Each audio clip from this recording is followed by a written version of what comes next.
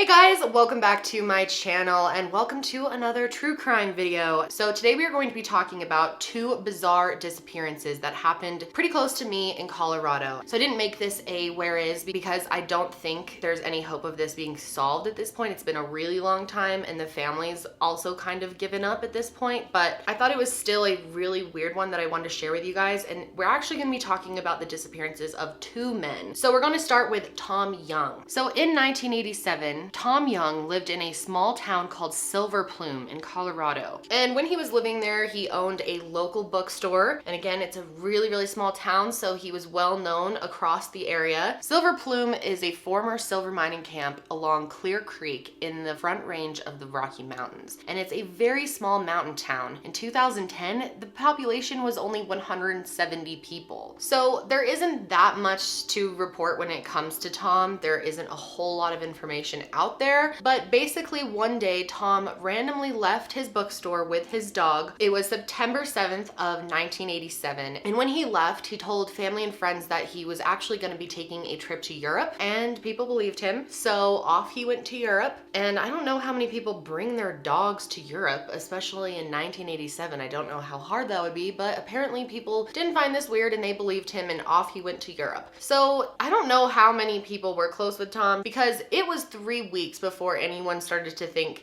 where's Tom? I think he left. So they started doing searches at that point, but it had been 3 weeks and so much time had gone past that nothing was found, and the search was eventually called off. At the time of Tom's disappearance, there was another man named Keith Reinhard who was going through, I guess you could call it, a midlife crisis. So Keith was born on September 10th of 1938, and he was described as a free spirit. At the time, Keith was a sports writer from Chicago for the Chicago Daily Herald. He had been married for 3 years and he had 2 sons at this point, and Keith had just turned 50, which is, you know, the exact point of a midlife crisis. Right around there, they say people have a midlife crisis where they just decide that their life is not going the way that they wanted it to, or they feel like they're running out of time to do things that they wanted to, or they wish they went a different path, something like that, and they sometimes can have some odd behavior. So when he turned 50, Keith decided that he was wanting to still do some stuff while he was young enough to do them. So he decided to take some time for himself to kind of figure things out and get his mind right. He felt like Chicago was starting to take a toll on him. He didn't like the hustle bustle, busy city life of Chicago. He said he found himself stressed out and in poor health. He wasn't happy with his current situation and he wanted some type of change. So a lot of people will go to the mountains to get away from it all. So that's exactly what he decided to do. So Keith had this old friend. His name was Ted Parker, and Ted owned a cafe in Silver Plume, Colorado, tiny little town. And Ted was always telling Keith how, you know, Silver Plume was a really laid back lifestyle, and, you know, everyone was kind of go with the flow. There was no rush to be anywhere. It was relaxing. People enjoyed nature. There wasn't as much sound. It was quiet. So because of this, Keith decided that he wanted to go to Colorado and check out Silver Plume for himself and just get some time away from Chicago and the busy city life and just some time away from his family. He told his wife, Carolyn, that he was desperate for change and needed to go to Silver Plume for a little while just to get his mind right. And at first she was a little hesitant to the idea, but eventually she came around to it because he told her, you know, I'll go there, I'll check it out, survey the scene, kind of see if it's a good fit for us, and if I like it enough, I'll move you out there and we'll live our happy little life in Silver Plume, Colorado. And I think that was kind of appealing to her. So she agreed, you know, you can go ahead and go by yourself. One of the main reasons why he wanted to go to Colorado also was because he was interested in panning for gold, which I didn't know people really did nowadays. Like, I know that's kind of a thing, but I haven't like seen anyone panning for gold in my life here. And he also had an interest in photography, and Colorado is really a gorgeous state, so he thought it was the perfect place to kind of take some awesome pictures. So Keith decided to take a 3-month leave off of work, and he went to Silver Plume in 1988. And he decided to lease an available unit in the same building that Tom Young had his bookstore in. And in this new shop, he was gonna set up an antique store, which is kind of interesting because he's only gonna go there for a few months, like to chill, but he's already opening a store, so clearly he plans to be there, or he just had interest in the building. So at this point, it is said that Keith started doing research on Tom Young's disappearance, and he became obsessed with it. He was constantly looking into it, researching it, talking to people about it, asking what they know, trying to figure out where he went. And Keith got so obsessed with it that eventually he decided he wanted to write an entire novel about Tom's life. So then on July 31st of 1988, 10 months after Tom Young originally had gone missing, his body was found. Him and his dog were found dead from bullet wounds to the head. And they also found a revolver that Tom had bought about 4 days before he disappeared. His name was Tom Young. His body and that of his dog were found shot in the head. It was ruled a suicide, but some have doubts. So it was assumed that this was self-inflicted. Even though they never ran ballistic tests on the gun to make sure that the bullet was actually from his gun, they just assumed it probably was, and it seems like that is the likely scenario here. But very shortly after that, on August 7th of 1988, Keith closed his shop early and told his friends that he was going to go on a hike to Pendleton Mountain. And the thing that was strange here is the hike lasts about 6 hours, and it was already 5 p.m. when he was leaving. But his friends decided to let him go, which seems so strange to me. If one of my good friends was like, yo, I'm gonna go take a hike right now by myself at 5 p.m., I'd be like, But apparently most of his friends thought he was joking because it was so late and the hike was pretty difficult, so they figured he was just goofing around. I mean, no one would do this. Leaving at 5 p.m. makes no sense. You know, this is summer, so the sun's setting around 8 p.m., so that only gives him about 3 hours of light. So who would want to hike down in the dark? The elevation on top of Pendleton Mountain is more than 12,000 feet, and there's total risk to exposure of the elements like rain, wind, and even snow very high up, even in July. There's also wild animals that pose a threat to him and his dog. And strangely enough, Keith was actually seen at the base of the mountain, but he was described as not looking at all prepared for a hike. He had none of the proper materials, none of the proper clothing, and not to mention, it is not a good time to be doing this. And apparently this was not his first attempt trying to climb this mountain, and his friends said that the first time that he did it, he ended up getting vertigo, which is kind of like dizziness, and he had to come down because of it, which I think is even stranger that his friends let him go up there alone, considering he just had a vertigo spell on the mountain. He told his friends he'd be home by 10 p.m. and when 10 p.m. rolled around, he was not there. The following morning arrived and still no sign of Keith. So it wasn't long before the Colorado Alpine Rescue Team launched a huge rescue operation involving helicopters, search dogs, and many volunteers, and this search lasted over 10,000 hours and over a week of time, but there were no leads found. This is one small example of the type of terrain they've been searching.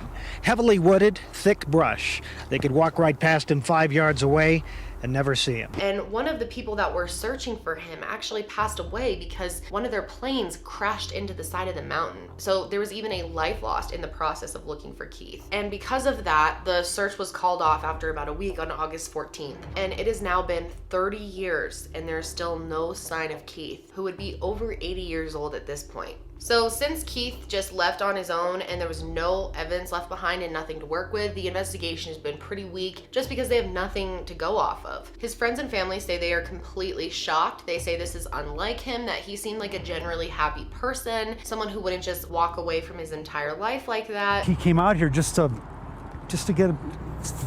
see what he was all about himself. And at some point after he disappeared, his house was searched, and that's when they found a newspaper clipping about Tom Young next to Keith's computer. And they also found the manuscript that Keith was writing at the time about Tom Young's disappearance. And this is a part of the novel. Guy Gibson changed into some hiking boots and donned a heavy flannel shirt. He understood it all now, and his motivations. Guy closed the door and then walked off towards the lush, shadowless Colorado forest above. And Guy obviously is the character in the story based off of Tom. Literally the only little shred of a lead that police had to go off of was he was said to have been on a date with this girl named Greta like the night before he disappeared, but he was seen after this date. And they found her living in Denver and she knew nothing and nothing came out of this. There's a couple different possibilities. One being that it could have been a total accident. Maybe he really did set out on a hike and things went wrong and he accidentally got into some trouble. You could easily get lost up there or hurt or attacked by an animal. All types of things can happen to people, and people go missing in the Rocky Mountain National Forest and just all over state parks all over the country all the time. It's really bizarre. It's actually a huge phenomenon. So then there's a lot of theories about how this connects to Tom Young's disappearance. Was Keith so obsessed with Tom Young that he decided to actually put himself in the shoes of Tom Young and try to follow his exact path? Try to see what it was like for him, experience it. Maybe he wanted to get like motivation for his book or something, but couldn't. People around here just think it's super, super odd that these two men went missing around the same time from the exact same building in this tiny, tiny little town, and that they had this connection to each other through this book. It's very odd. And then a lot of people think that he completely started a new life. Maybe he was inspired by what Tom did, and maybe he decided that living in this small town in Colorado just wasn't enough of a refresher for him, that in order to really start a new life, he needed to leave completely. And maybe he just didn't even take a hike at all. Some people believe that he always meant to maybe take his life in the mountains and this was always part of his plan. But that's kind of strange, because why would he open an antique shop and everything? Some people think that maybe he even knew about Tom Young's disappearance before he even moved there and made the decision to move there because he was so obsessed with Tom's case, which is an interesting theory as well. His family says this is not likely. They don't think that he would just walk away from his life and leave them all behind, but you never know with people. I mean, I have seen people that you don't think would do that kind of thing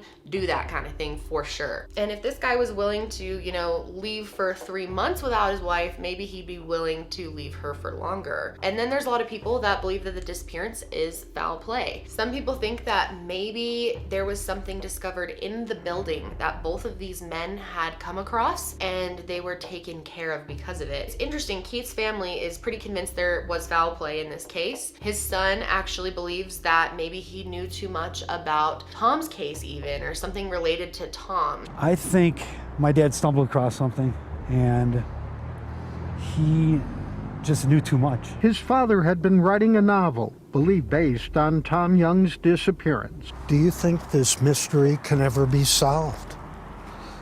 Yes, if somebody that knows something comes out. Maybe he was doing a lot of research and getting close to things and he got a little too close to something and someone followed him into the mountains and killed him. But I don't know, this is just such a weird one. So I definitely want to know what you guys think, what your theory is personally. What do you think sounds most logical? I mean, I think even if you disappear outside, I mean, obviously an animal can take you, but there would be some trace, like a dog leash, a shoe, even some hair or blood. You would find something, you know? His family has said that they have faced reality that he's probably not coming home at this point. They're not looking for him as a missing person. They believe he has passed. I mean, he would be over 80 years old at this point, but they always keep his memory alive and still would love to have this case solved. At some point, Keith's son ended up hanging up a plaque on the mountain in honor of his father, and it reads, "Oh God, I want to wander. I want to wander till I die, with the mountains as my living room, my only roof the sky," which is a beautiful quote that I actually have heard before, and I really like that one. Really, really crazy story. I think it's so odd how this happened in such a small area, so close together, and it was two men, both of them who owned shops in the same building. It's very, very weird. Let me know your thoughts, guys. Do you think that these are connected, or do you think that this is more of a coincidence? Was there foul play involved? Did Keith just leave on his own? Did he take his own life? And did Tom take his own life? Let me know what you think in the comments below. And that's it for me today, guys. I hope you're having a great day, and I will see